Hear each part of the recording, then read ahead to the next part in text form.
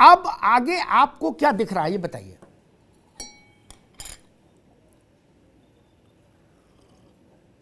तो कोर्ट में जा रही है, सुनवाई हो रही है जी Supreme Court, Allahabad, Delhi Supreme Court के तमाम कोर्टों की सुनवाई होना है। ठीक है। कानूनी एक प्रक्रिया है, कानूनी प्रक्रिया से गुजर रहा है ज्ञानवापी, तो उसको गुजरने देना चाहिए और कुछ न कुछ सालों के बाद में फैसला आ जाएगा और जो भी फैसला आएगा उसको हम लोग तस्लीम करेंगे, सभी लोग मानेंगे। अच्छा ठीक बात। एच.एस. रावत साहब, मुझे एक बात लग रही है कि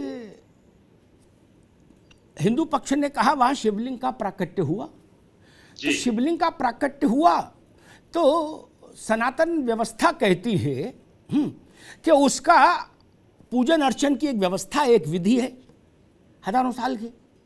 डीटी की, मूर्ति की, विग्रह की पूजन अर्चन की एक व्यवस्था है। कल उसके लिए अदालत का दरवाजा खटखटाया जाएगा कि हमको पूजा करनी है, हमारा राइट है ये। जी जी। तब क्या स्थिति बनेगी? तब तो ज्ञान व्यापी की स्थिति बड़ी विचित्र बन जाएगी।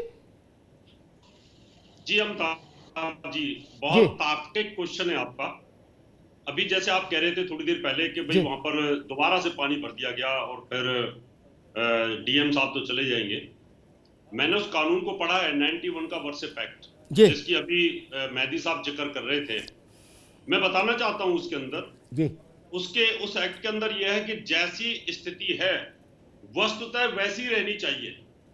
तो यहाँ पर जो डीएम साहब हैं उन्होंने उसको शायद स्टडी करने के बाद उन्होंने खाली कराया, सर्वे कराया, वीडियोग्राफी कराई और उसके बाद उसको भर दिया। 91 एक्ट का कहीं उल्लंघन ना हो जाए कि कोई स्थिति इधर से उधर ना हो जाए और जो फैसला फिर अदालत का होगा तो ये सुप्रीम कोर्ट के अंदर ये चीज जो लोअर कोर्ट का फैसला है वो कहीं डेमोलिश ना हो जाए। इस वजह से उन साक्ष्यों को एज इट इज रखा गया। नहीं तो जैसे ही शिवलिंग प्राकट हुए तो उस समय पूजा अर्चना होनी चाहिए थी, लेकिन वहां जयकारे तो जरूर लगे। तो इसलिए शायद मुझे लगता है लॉ एंड ऑर्डर को मेंटेन किया गया और जज साहब के फैसले का इंतजार किया गया, क्योंकि ये अभी सुप्रीम कोर्ट के अंदर भी इसकी जो अपील है वो लंबित है। तो इस वजह से मैं ये कहना चाहता हूं अमिताभ जी, बहुत अच्छा फैसला है ये और अभी एज इट इज स्थिति है। उसमें सिर्फ वर्शिप एक्ट में ये कहा गया है कि ज्ञान पापी मस्जिद में पूजा भी होती है और साथ में नमाज भी अदा होती है। खाली मस्जिद नहीं है, वो मंदिर भी है, वो मंदिर भी है। तो वो वर्शिप एक्ट जो 91 का पार्लियामेंट का एक्ट है उसको कहीं ना कहीं वो दता नहीं बताता है। उस एक्ट के अधीन ही सारा की सारा जज साहब ने फैसला कराया, वीडियोग्राफी कराई और मजिस्ट्रेट साहब ने दोबारा से उसमें पानी भरवा दिया गया। बस अब हमें इंतजार है कि वो फैसला आ जाए। अब हम और ज्यादा तरीके से, अच्छे तरीके से इन पक्षों को रख सकते हैं और पूजा अर्चना की, शिवलिंग की कोर्ट से गुहार करेंगे कि वहां शिवलिंग। ठीक है रावत साहब, ठीक है। एक टिप्पणी, ठीक है, ठीक है। एक टिप्पणी 1991 के एक्ट पर जो मेरा एक व्यू है उस पर एक छोटी सी टिप्पणी करके फिर मेहदी साहब के पास जाऊंगा, फिर उस पर टिप्पणी लूंगा, फिर बीजेपी के पास। 1991 का पूजा स्थल कानून की धारा 4 और उसकी उपधारा 3 सेक्शन 4 सब सेक्शन 3 वो एक बड़ा रास्ता देता है। अब वो रास्ता क्यों खोला नरसिंह राव ने, ये नरसिंह राव जाने, अब तो है नहीं राव साहब जो बता दें क्यों उन्होंने क्यों खोला था। काबिल आदमी थे, यूं ही तो नहीं कानून का ड्राफ्ट देखा होगा उन्होंने। वो कहता है, एक तो उसने एग्जेम्प्ट किया था अयोध्या को कि अयोध्या एग्जेम्प्टेड है, इससे बाहर है। दूसरा उसने कहता है उसमें कि ऐतिहासिक और पुरातात्विक महत्व की स्थल भी इसके दायरे से बाहर रहेंगे। अब जब आप बोलते हो मॉन्यूमेंटल वैल्यू, आर्कियोलॉजिकल वैल्यू, तो आप पर लग जाता है भारतीय पुरातत्व कानून 1998 58 ये लग जाएगा। Monument act of India 1958। अब 1958 का मॉन्यूमेंट एक्ट क्या कहता है जो यहां लागू होगा? वो कहता है कोई इमारत, शाहबुद्दीन साहब आप भी सुन लीजिए, कल ये काम आएगा, है ना, वकील साहब को बताइएगा तो उनकी मेहनत कम हो जाएगी। जो 100 या 100 साल से ऊपर की आयु पूरी कर चुकी हो और खड़ी हो, वो मॉन्यूमेंटल वैल्यू की इमारत मानी जाएगी, पुरातात्विक महत्व की। यानी पुरातात्विक महत्व की इमारत कौन सी हुई? जो 100 या 100 साल से ज्यादा खड़ी रही हो, अभी भी खड़ी हो।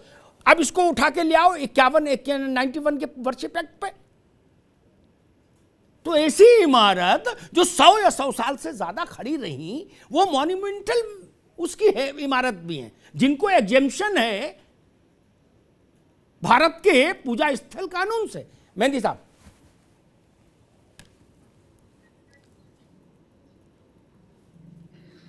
हेलो जी मेहंदी साहब। जी, देखिए ऐसा है, अभी मैं पहले अपनी बात की शुरुआत में मैंने कहा 91 का हमने जिक्र किया, और ये जो आपने बताया ये बात भी अपनी जगह पे, लेकिन अब ये है सवाल इस बात का है कि अगर पार्लियामेंट के नीचे हम दावा कर दें, 5 कालिदास मार्ग के नीचे हम दावा कर दें, एनेक्सी सचिवालय के नीचे हम दावा कर दें कि साहब यहाँ कुछ है, तो क्या मतलब आप उसको हटाने बचाने लगेंगे? जब 91 में 21 का प्रोविजन स्पष्ट तरीके से दिया गया है। आप मेरी बात साक्ष्य चाहिए, दावा करने के लिए साक्ष्य चाहिए। तो 1991 का जो एक्ट है, उस एक्ट के अकॉर्डिंग यहाँ पर सिविल सूट दाखिल हुआ है। मैं उसमें बहुत ज्यादा इसलिए नहीं जाना चाहता हूँ, उसके पीछे सबसे बड़ी वजह ये है कि अब प्रकरण माननीय न्यायालय में जो न्यायालय फैसला आएगा उसको सहायक स्वीकारा जाएगा। एक मिनट सुन लीजिए। और हम लोग तो संवैधानिक लोग हैं, संवैधानिक व्यवस्था में आस्था रखने वाले लोग हैं। हम वो लोग नहीं हैं कि कोई बात न्यायालय ने मना किया है उसके बाद भी वो काम कर दें। जैसे 6 दिसंबर 1992 को अयोध्या में बाबरी मस्जिद मामला प्रकरण अदालत में था, उसको गिरा दिया। हम तो कानून मानने वाले लोग हैं। ओपी सिंह जी आपके पास चलेंगे। ओपी सिंह जी, हम तो कानून बचाने के लिए, अब ठीक है, बिल्कुल आप कानून के पाबंद है। ठीक है भैया, ठीक है, वो ओपी सिंह बताएंगे आप कानून के कितने पाबंद है, उस पर मैं टिप्पणी नहीं करूंगा। ओपी सिंह जी मुझे ये समझाइए, अब मसला आके टिकेगा पूजा स्थल विधेयक पर, या तो आप उसके सेक्शन 4 सब क्लॉज 3 से रास्ता निकालोगे, या पूजा स्थल विधेयक कोई पार्लियामेंट अंडू करेगी। दो ही रास्ते बचेंगे। ऐसा तो मेरी सामान्य समझ, एक मिनट सुन लो, सवाल सुन लो महाराज, मेरी सामान्य समझ नहीं ऐसा कहती, और मेरा 35 साल का अनुभव जिसमें मैंने अयोध्या आंदोलन को बहुत नजदीक से देखा, उसको देखने के बाद जो मेरी समझ बनी वो ये कहती है अब स्थिति ऐसी नहीं, जस की तस नहीं रह सकती काशी में। काशी ने करवट ले ली है, मेरी बात का संकेत समझिएगा, काशी ने करवट ले ली है। कोई राजी रहे कोई खुशी रहे उससे भी मतलब नहीं, काशी ने करवट ले ली। अब स्थिति ऐसी नहीं रहेगी जैसी आज है। ओपी सिंह जी, तो सरकार की भी जिम्मेदारी बनती है भाई।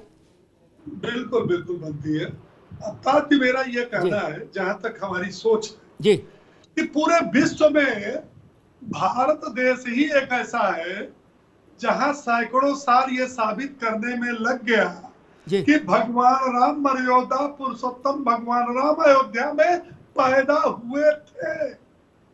और एक पार्टी के लंबरदार बहुत बड़े वकील ने सुप्रीम कोर्ट में कहा कि भगवान राम तो एक काल्पनिक पात्र है। इस मामले में भारतीय जनता पार्टी ने हमेशा जब चुनाव भाई उन्होंने कहा राम काल्पनिक है, जनता ने उनकी सीटें कर दी 44, 415 से कर दी 44। खत्म हो गई, फिर क्या को परेशान हो सब। सुनिए, देखिए ये मामला आपने जैसे कहा हाई कोर्ट और सुप्रीम कोर्ट भी नहीं चल रहा। राखी सिंह सहित 5 महिलाओं ने यह भी दावा किया है कि साहब 1947 से 1991 तक जब तक नरसिंह समाजवादी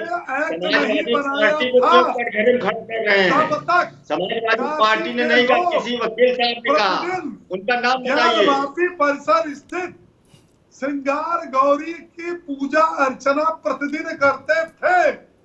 ये पूजा एक्ट के अनुसार हमें पुनः सुप्रीम कोर्ट अधिकार दे कि उस परिसर में स्थित श्रृंगार गौरी का पूजा करें। अब जो जैसे कि हमारे सपा के साथी बैठे हैं, एक तो प्रवक्ता, दूसरे न्यायविद वकील साहब, तीसरे 91 के जो है एक्ट के जानकार। तो भैया अब ये जो मैं ये कह रहा हूँ इसका अर्थ समझिए। भारतीय जनता पार्टी की सरकार केवल वहां पर कानून व्यवस्था सुरक्षित रखेगी, वह किसी भी प्रकार के न्यायालय के आदेश का उल्लंघन करने का किसी को अधिकार नहीं देगी। और भारतीय जनता पार्टी जिस प्रकार से प्रतीक्षा किया सुप्रीम कोर्ट का कि जब उसने अयोध्या में राम मंदिर निर्माण का आदेश दिया और आप जैसे लोग कहते थे कि भैया वहां न मंदिर बने न मस्जिद बने, वहां एक हॉस्पिटल बन जाए, यही सुझाव आप लोग देते थे। तो उसमें सरकार जो है उसकी सुरक्षा न्यायालय के आदेश का पालन करेगी। बाकी एक बार ध्यान से सुन लीजिए, फिर मैं कह रहा हो सकता हूं कि मैं सरकार और पार्टी का एक छोटा सा मैं लंबरदार हूं, पार्टी कार्यकर्ता हूं। भारतीय जनता पार्टी का यही स्टैंड रहेगा, न्यायालय जो आदेश देगा उसका हम पालन करेंगे। देखिए, राम मंदिर मामले में भी लोगों की बड़ी अपेक्षाएं थी कि लोकसभा में संसद में पास करके भारतीय जनता पार्टी की सरकार है, बहुमत में है, एक्ट बनाएगी। क्यों एक्ट बनाए? हम एक्ट क्यों बनाए जब सुप्रीम कोर्ट उसमें फैसला दे रही है, सुनवाई कर रही है। और अयोध्या मसले की जो शुरुआत हुई थी 1950 में, अयोध्या के सिविल जज ने इसी प्रकार से आदेश दिया था कि सर्वे करके रिपोर्ट ठीक है, बाकी तो कल आ जाएगा, बाकी कल आ जाएगा, बाकी जो कुछ है। शहाबुद्दीन साहब, कल का दिन बड़ा महत्वपूर्ण है। एक छोटी टिप्पणी आपकी जरूर चाहूंगा। कल का दिन इसलिए महत्वपूर्ण है, ये नहीं कि कल कोई फैसला कुन दिन है, लेकिन इसलिए महत्वपूर्ण है कि जो वजू खाने से जो निकला है, जिसको देश का हिंदू कह रहा है महादेव प्रकट हुए हैं, शिवलिंग प्रकट हुआ है, और सरकारी कागजों में भी इस इलाके का एक नाम ये भी है, ओल्ड आदि विश्वेश्वर टेम्पल कॉम्प्लेक्स।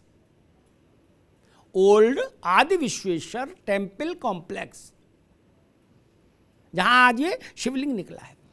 कल रिपोर्ट दायर हो जाएगी सुबह 10 बजे जिला अदालत में शहाबुद्दीन साहब, जिसमें लिखित पढ़त में देना होगा, सारे कोर्ट कमिश्नर के सिग्नेचर होंगे, क्या क्या मिला। और अगर वहां कोर्ट कमिश्नर्स ने यह सबमिट किया अदालत को कि शिवलिंग मिला, उसका आकार प्रकार यह है, उसका चित्र यह है, सबमिट कर किया, तब फब्बारा वाली थ्योरी कहां जाएगी शहाबुद्दीन साहब? ये तो कल ही तय हो जाएगा।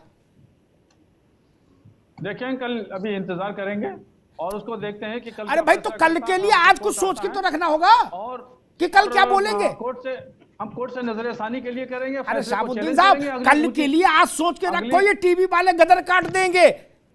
अगली यानी आला कोर्ट में हम इसको चैलेंज करेंगे फैसले। अरे आला कोर्ट तो अलग बात है, लेकिन जो भैया दस्तखत, मेरी बात सुन लो आप, मेरी विनती सुन लो। इस बार बड़ा व्यवस्थित काम हुआ। पहले सारी छोटी छोटी गलियां बंद की गई जिधर से निकल के भागा जा सकता है। मौलाना साहब, हुआ क्या, हिंदू पक्ष के 11 लोग, इस मुस्लिम पक्ष के 11 लोग, 7 कैमरा एचडी क्वालिटी के, क्या छोटे वाले नहीं, डीएसआर जिनमें फोटो बिल्कुल झक्काटा है वो, और 6 लोग कोर्ट के द्वारा नियुक्त, सबके दस्तखत हुए उसमें, क्या मिला क्या नहीं मिला पे। इसलिए मैं कह रहा, कल हो सकता है बवाल हो जाए सुबह 11 बजे तक, तो कल क्या बोलेंगे एएनआई को, इस पे भी तो कुछ चिंतन करना होगा। मान लीजिए कल ये रिपोर्ट सबमिट हो गई कि इस आकार प्रकार का शिवलिंग वहां मिला, तब यहां से लेके हैदराबाद तक क्या होगा बताओ।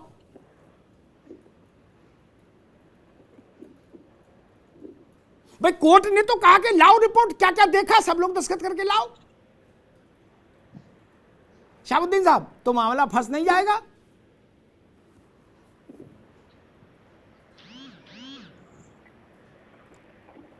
मुझे लगता है तब मामला फंस जाएगा रावत साहब, तब मामला फंस नहीं जाएगा। दूसरी तरफ कल तो रिपोर्ट जाएगी, कल 10 बजे रिपोर्ट सबमिट हो जाएगी जी, और उसमें साफ लिखना होगा क्या मिला क्या क्या है? उसका प्रमाण दर्ज करना होगा, उसका विजुअल दर्ज करना होगा। आपकी बात बिल्कुल सत्य अमिताभ जी। जी।